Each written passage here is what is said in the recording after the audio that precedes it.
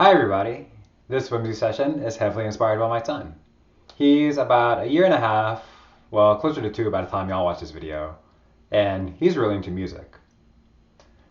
Actually, he's really into Daft Punk.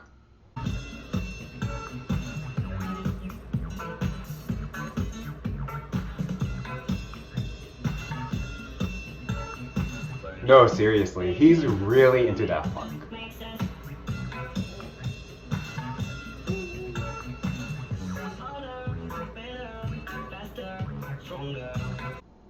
So you can't tell from that video clip there, but my son is listening to Daft Punk on a vinyl record. And my son's amazing, he can do a lot of things, but he doesn't quite have the skills yet to turn on the stereo, put a record on, and then, hang out and listen to it. So you can imagine when he wants to listen to Daft Punk, it can be a pretty frustrating experience.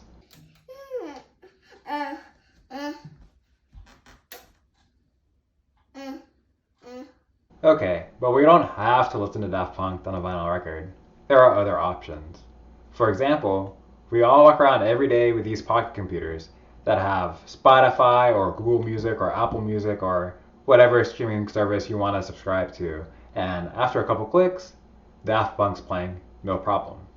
But again, this is another situation where my son doesn't have a lot of control over the experience.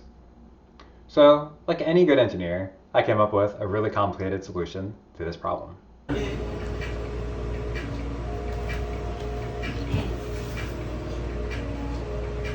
So the basic criteria for what I was looking for was to have something that had the look and feel of a toy. So it might be something that my son's familiar with. You could imagine that I might have something that's the size of this little kid's shoebox. And the box might have a speaker and 3 buttons. And as you click on each of the buttons, a different song plays. When I first embarked on this mission to make this music box for my son, the first thing that came into my mind was a Raspberry Pi. Raspberry Pis are these special little computers that let us do anything, really, like make a magic mirror. So Raspberry Pi, I've used them before. I don't really know the electrical wiring stuff too well, but I figured if I can do stuff with a Pi, I'm halfway there. So I did a little research and I found a tutorial on raspberrypi.org on how to make a music box with a Pi and a little Python script.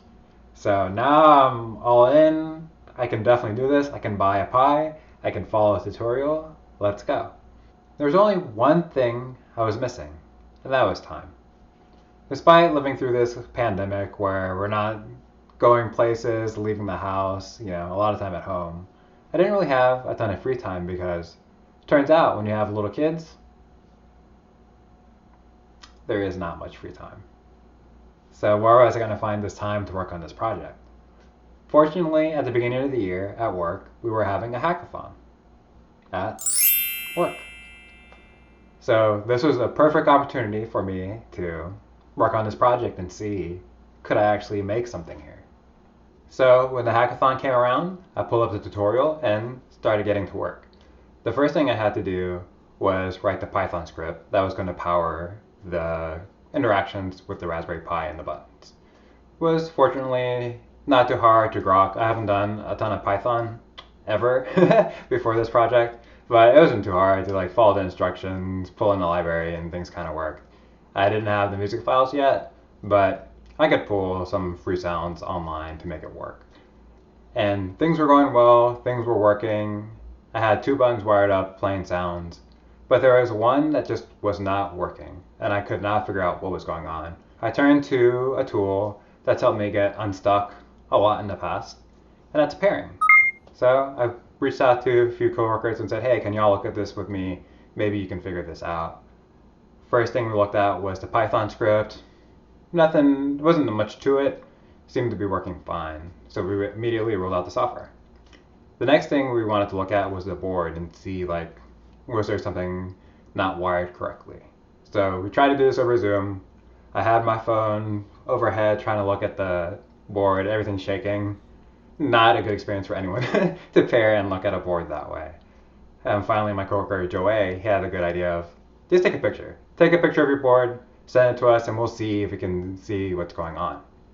And after a few minutes, fortunately, somebody saw it. So here's my board that I had, and here's all the stuff wired up. And it's a really subtle thing. If you have done electrical wiring before with a breadboard, it'll stand out to you immediately. It did not to me.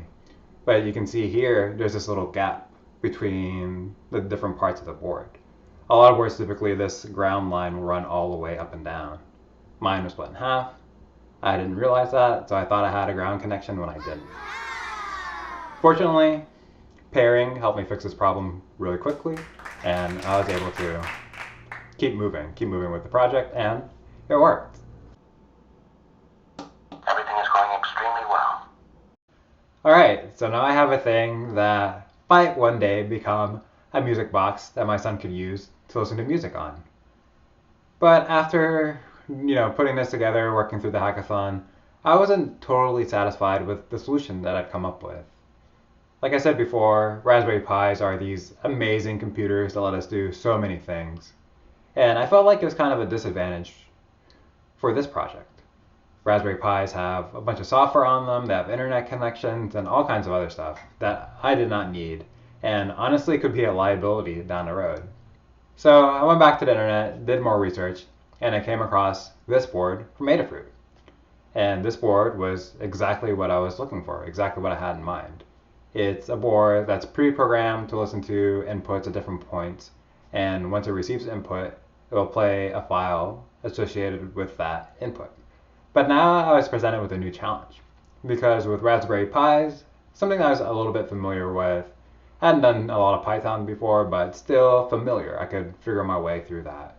But with this Adafruit board, I was going into new territory. I hadn't done a ton of electrical wiring, and the board was pretty bare bones. If I wanted to wire up some connections, I'd have to solder them together. So I did more and more research trying to see if this is a good idea, was this something I'm going to be able to do by myself. And I really just wanted to have someone I could just talk through this idea and see, hey, is this going to work? Fortunately, my coworker Jason, he does a lot of electrical wiring between building amps and speakers and guitar stuff. So I figured it was going to be right up his alley. So I pinged him and said, hey, can you just spend like a few minutes with me talking through this thing? Hey, thanks for jumping on this call with me.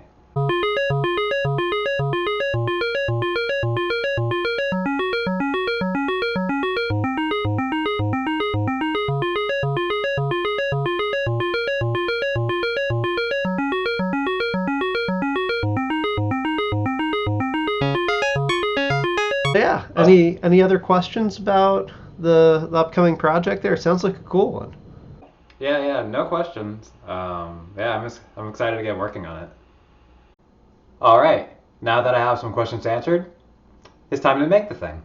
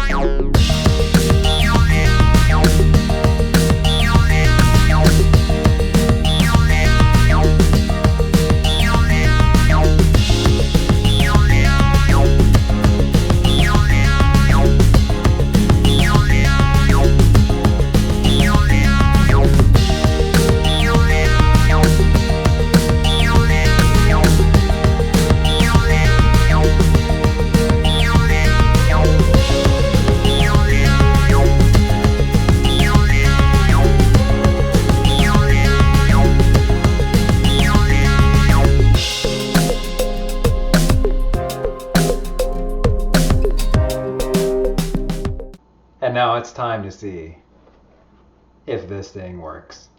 Okay, momento. Uy. Ah, así no, ok, mire, peligroso.